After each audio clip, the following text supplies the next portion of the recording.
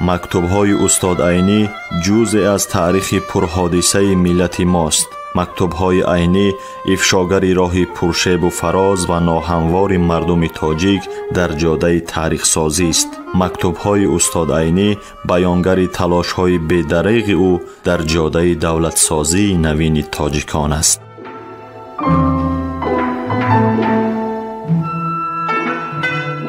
سامعان عزتمند، حالا شما از بخش خوانش ادبی مکتوب‌های استاد عینی را با نویسندگان و اندیشمندان همزمانش با چهره‌های علم و ادب تاجیک در تهیه، تحریر، برگردانی و نشر آن کارمندان اینستیتوت زبان و ادبیات به نام رودکی اکادمی ملی علم‌های تاجیکستان، ادبیات شناس انزورت ملکزاد و گلبهار عثمانова سهم گذارند. در قرائت هنرپیشه خلقی تاجیکستان نورالله عبداللهیف شنوید.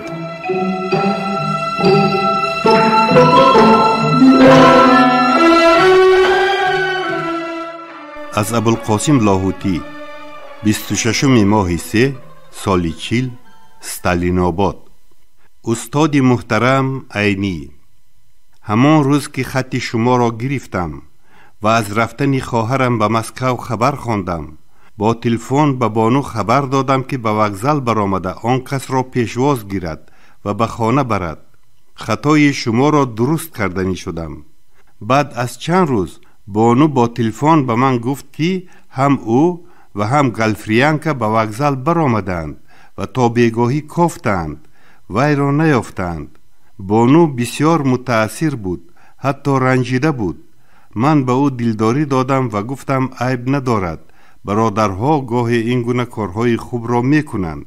آخر دامولا جان، برادرش در خانه نباشد، زنی برادرش در خانه است، مگر بانو آدم نیست؟ خیر شد دیه. اکنون مسئله خط خلق به رفیق استالین. این روزها هم خلق با جوش و خروش خط را دست مانده شادی میکنند. گویا 400,000 امضا جمع می شود. آخر که خلق غلبه کرد. محرر مسئول رفیق ترسونزاده است که شعرهای شما را کیها گرفته بود و بعضی از آنها را علاوه کرده بود. بعد از اینکه خلق امضا کرده به مسکو فرستد، رد و قبول آن وابسته به اراده راهبران ما می باشد. چیزی که این روزها مرا بسیار خرسند کرد و به ذوق آورد، حتی افتخارمند نمود، خواندن مقاله شیرین، ساده و خوش اسلوب خالده عزیز بود. آفرین بر وی. التماس این که از طرف من به او سلام رسانید. به خودش یک خط می نویسم. بچه ها را سلام و دعا گوید. با سلام و احترام، لاهوتی. امضا به ابوالقاسم لاهوتی. جواب عینی به مکتوب لاهوتی. 6 ماه 4 سال 40.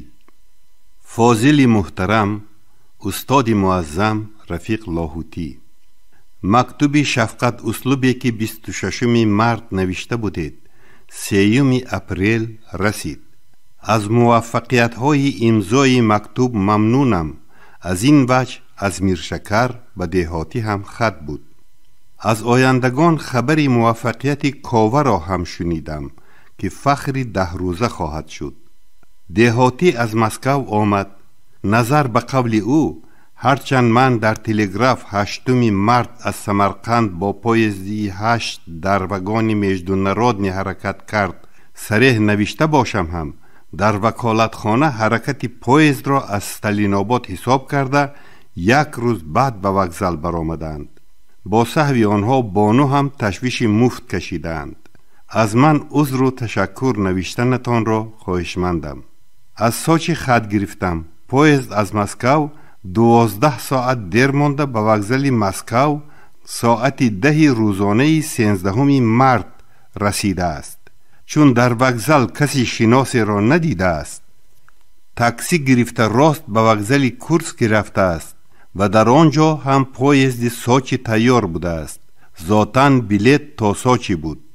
در آنجا با آسانی سکاری و پلاسکارت را به دست در آورده ساچی رفته است. هرچند روزی ورودش به ساچی از مهلت پوتیوفک 2 روز پیش باشد هم، او را به ساناتوریا قبول کردند و از آنجا با تلگراف از ورودش به ساچی وکالتخانه را خبردار کرده است. هرچی باشد این تصادف و غلط فهمی ناگوار با خوشی و آسانی گذشته است. بچگان سلامتند. خالده عرض تشکر دارد. اولین حکایه اش را در ژورنال دیده خیلی خرسند است. باز یک حکایه نوشته است که تا حال به من نشان نداده است. حکایه اولینش را هم دادرش دزدیده به من نشان داده بود. تا حال 3 بار کار کرده است. میگویند که در تعطیل تابستانی باز یک بار کار کرده، پاکنویس کرده. بعد از آن به شما نشان میدهم و اگر پسندید به مکتوبات میفرستانم. کمال یک فولکلور را از یک کمپیر شنیده کار کرده است. تابستان گذشته به من نشان داده بود. در تعطیل زمستانی باز یک بار کار کرده است. و مطبوعات فرست گفتم، نمیگوید. حالا من خوردم، شرم دارم. هر وقت به 16 درایم بعد میفرستانم. اما فولکلوری که او کار کرده است خیلی خوب است. یک دامولا امام را رسوا می کند. قابل چاپ است. خودم به طریق دائمی به تحریر لغت روسی تاجیکی مشغولم. کلپاکوف کارکن علمی بعضی تاجیکستانی اکادمی فنها با من کار می کند. از بس که او از حکومت خرچ سفر و روزینه می گیرد و هم با خرج در گستینیسه می نشیند. من با وجود قوتم کم بودن کوشش می کنم که زیادتر کار کنم تا که به حکومت باری زیاد نشود. و سلام رفیقانه، عینی.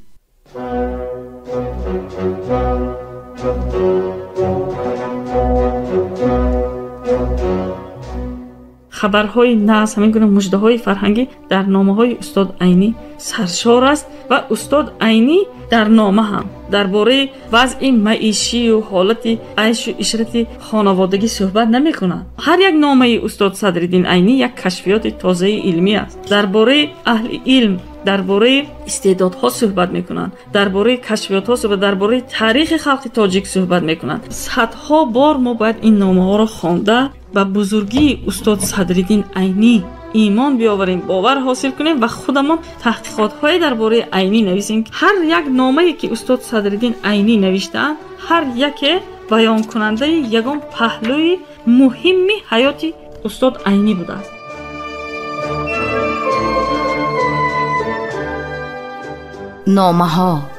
نامه های سرنوشت ساز و تاریخ ساز ملت.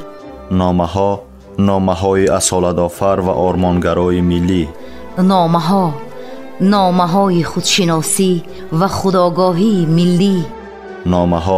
نامه های افتخار برانگیز و هویت سازی استاد بزرگ صدرالدین عینی.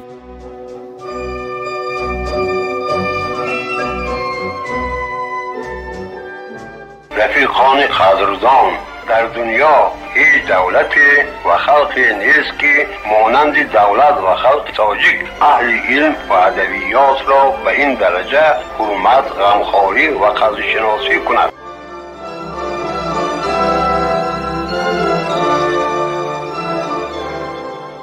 از کلشنیکوف 31 ماه 5 سال 40 با استاد محترم دامولا عینی، شعبه کتاب‌های دستنویس قرائتخانه مرکزی تاجیکستان، در ماه اپریل همین سال از بخارا کتاب‌های بسیار خریده بود. در بین آنها کتاب موجود است که درباره وی بعضی اخبارات را در پایان نوشته. خواهش می نمایم که اگر فرصتی موافق پیدا شود در خصوص حل نمودن اثر یاردم نمایند و مصلحت قیمت خود را به ما فرستانند. در روی دیگر صحیفه 1 نوشته شده است: الحیات الشفا، الحیات شیخ بوعلی. مندرجه اثر در همان صحیفه چنین نوشته شده است: المقالة الاولى فی الحیات، صحیفه 1. المقالة الثانیه فی الجوارح، ورق 23. المقالة الخامسة في الأمور العامة، ورق 80. المقالة السادسة في المقام العلل و احوالها، ورق 103. المقالة التاسعة في صدر الاشیاء الاولی و المعاد الیه، صحیفه ورق 159. اثر چنین سر می شود: الحمد لله رب العالمين و الصلاة على محمد و آله إلا كريمه و مقالة الأولى في الحياة فضل. في ابتدای طلب موضوع الفلسفه اول تین امینیه این دو کلمه نهایت نابود شده است که وی تخمینا نوشته شد. فی العلوم وادفتی و فقن الله ولی الرحمت و التوفیق فاوردنا ما وجب اراده من نفائل العلوم المنتقیتی و الطبیعیه و ریاضیه و بالهل ان نشرع في تعرف المعاني الحاکمیه فی ینتدی مصطفین بالله. در کتاب حقیقتا مقاله های در بالا نشان داده شدگی موجودند و مقاله های 4 و 7 8 ندر آمدند. همین اثر حقیقتا از آن ابوعلی سیناست و نام وی الحیات الشفا یا که خود شفا است. خواهش می نمایم که صحیحی اثر را به ما نشان دهند. تمامی ورق 201 می باشد.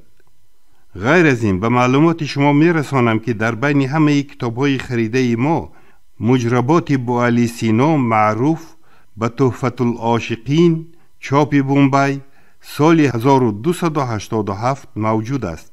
اگر برای کار شما لازم باشد بعد از طلب به زودی می فرستانیم. با سلام و حرمت، مدیر شعبه کتاب‌های دستنویس کتابخانه مرکزی تاجیکستان، امضا کلسنیکوف.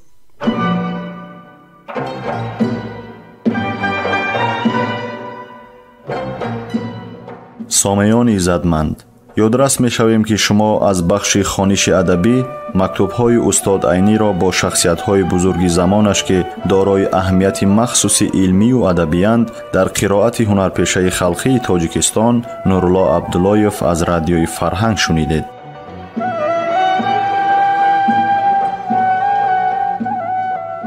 در تهیه و پیشنهاد گفتار سهم گذاشتند صلاح‌الدین نورزاد و لطفیه قربانова. انجام خوانش ادبی شاد و مسرور باشد.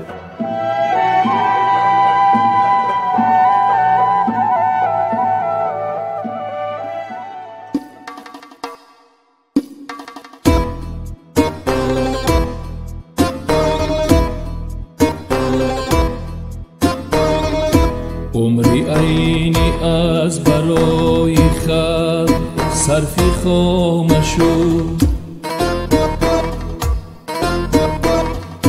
خلقی ما را دفتری عینی شهادت نامشو.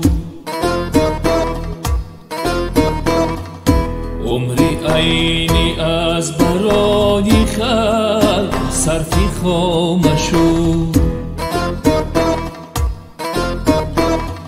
خلقی ما را دفتری عینی شهادت نامشو. خلقی ما